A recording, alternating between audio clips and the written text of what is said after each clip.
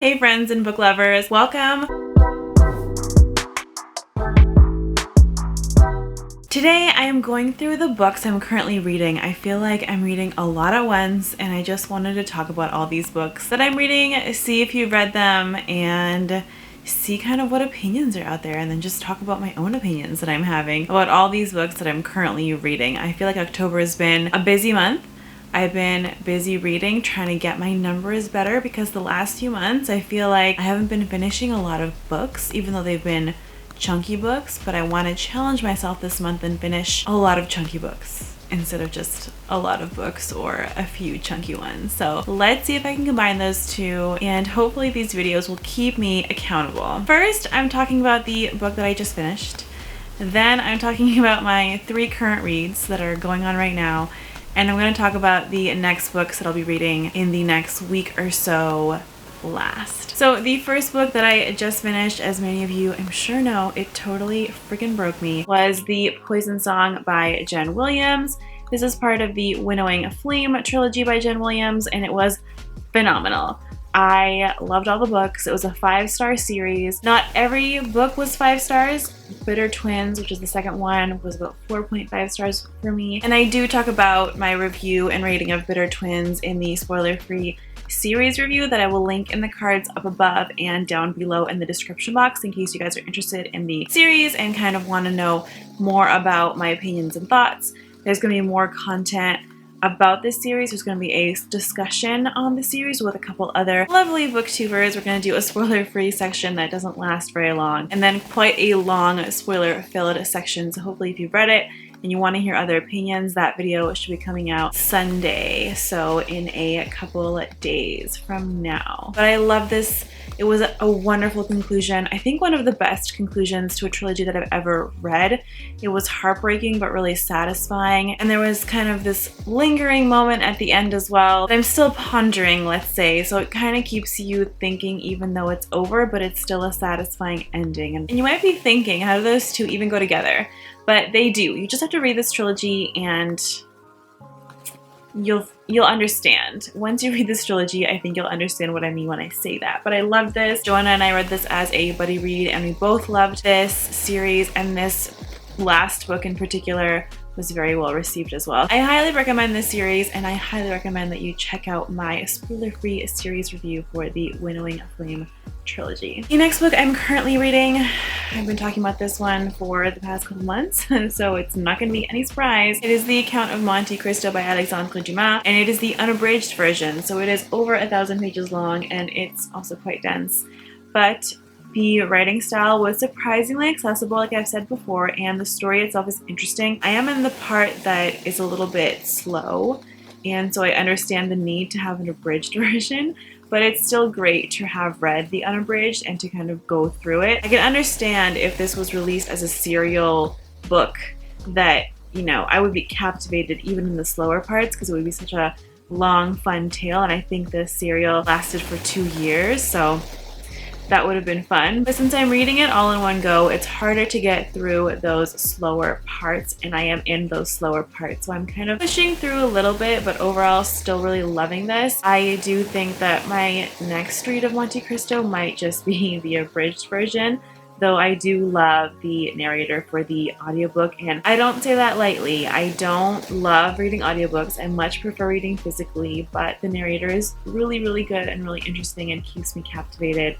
So it's been really easy to get through those slower parts that way. And then I do also read physically when I can, especially when it's a juicier part. And I'm really, really excited to get to those juicier parts that we all know and love about the Count of Monte Cristo story. So this has been going well. I've been a little bit slow, but it's been going very well. The next book I'm currently reading is one that I've been really hesitant about, and this is a booktube darling. I think everyone loves this book. I haven't really heard a lot of criticism for this one in this series, but the last one comes out in December, and by now I'm sure you can guess. That book is Jade City by Fonda Lee.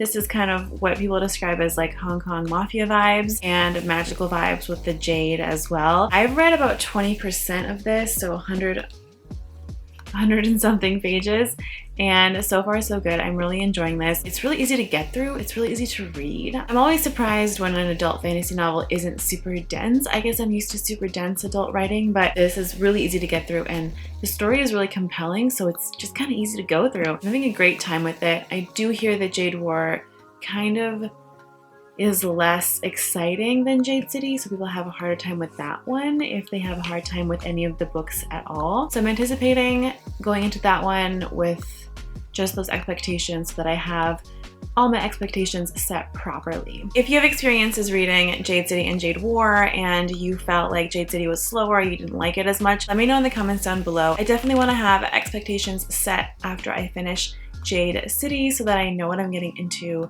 and I'm not disappointed, because I do want to finish this trilogy since I'm starting it. I hate starting a trilogy and then not finishing it.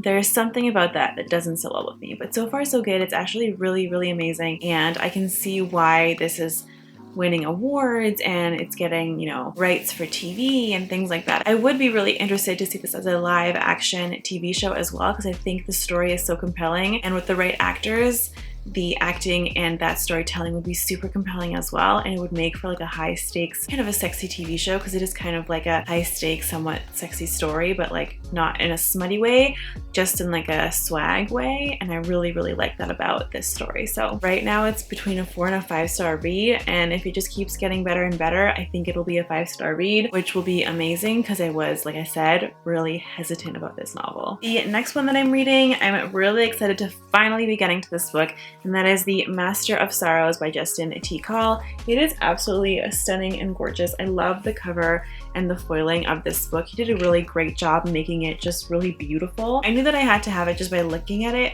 and then knowing it was going to be this epic fantasy tale was amazing. It's going to be this really long 14-book series, if y'all don't already know. So that kind of makes me a little hesitant, because there's only 2 books released, and I don't know if I want to wait like 14 years for the entire series, but I am really enjoying this. I'm definitely further along in this story. I think I'm almost at the halfway point, and I'm hoping to read this and review it for y'all, so look out for that review. I just am having such a great time reading this. It's compelling and it's interesting, and it's got these familiar tropes and familiar things in the novel, but it's very differently set. Like, I don't know what to expect. I feel like every time I'm reading something and I'm like, oh, it's gonna go this way, I'm often wrong, and I like that in a book. I like the unpredictability of the story, because it keeps me hooked in not exactly knowing what's gonna happen, because predicting a book that you're reading can kind of get boring if you're always right. So this has been really interesting. I finished part 1 and I'm well on my way into part 2. You can definitely tell a distinction between part 1 and part 2. The transition between part 1 and part 2 was really well done as well. It felt very seamless, but yet it still feels separated, and I really enjoy that as well, just knowing that we're in a different arc of a story and that it's kind of obviously made so by the author definitely helps me out. So I'm really enjoying this. I'm hoping that it's a 5-star. Right now it's sitting at a solid 4. I'm not blown away yet, but I think what I'm reading so far is the foundation of hopefully being blown away by this, and there's definitely a lot of origin story that I'm getting so far for our character that I think will be really important in the next novel. I am still hopeful that this will be a 5-star read for me. The next one on my list is also one that I've been wanting to read, and this one has been on my top books to read for this year in general. That would be none other than Ninth House by Leigh Bardugo. I've also put this as a 5-star prediction, because I really think I am gonna love it, just based on the premise and the secret societies and the fact that it's at Yale. I just love everything about it. Also the cover. I managed to grab the stunning Illumicrate edition, and I'm so glad that I did. I am buddy reading this technically with Joanna, but she's already started because she got a library copy, and I am behind because I'm reading a few other books, but I am still looking forward to reading this, and then I'll discuss my thoughts with Joanna. So it'll be kind of a disjointed buddy read, but a buddy read nonetheless, and this is the one I have next on the docket.